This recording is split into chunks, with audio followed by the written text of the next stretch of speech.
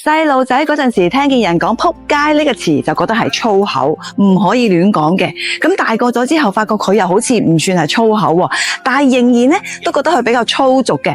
咁一聽小朋友講咧，就會叫佢唔好講。咁請問一下各位街坊啦，咁仆街到底算唔算係粗口呢？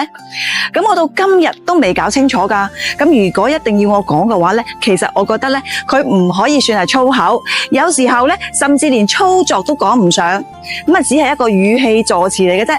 咁仆街呢個詞最早係從邊度嚟嘅呢？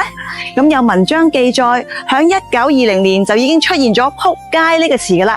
咁最初呢，就係形容露宿者瞓街，咁後嚟呢，先逐漸變成攞嚟鬧人㗎。咁有人話啦，呢句話呢係嚟自香港嘅。咁香港人講嘢呢，最中意呢就夾雜住啲英文㗎喇。仆街就係英文仆街嘅譯音。咁但係我查咗一下啦，咁最直接嘅翻譯呢，就係話係可憐的家伙。咁難道仆街真係英文咩？咁喺廣州，仆街呢個詞呢，係一個好流行嘅習慣用語，佢嘅含義其實非常之複雜微妙，響唔同嘅場合講呢，會有唔同嘅意思。例如啦，返工遲到就會講啦，仆街咯，一陣開會又要俾老細鬧啦。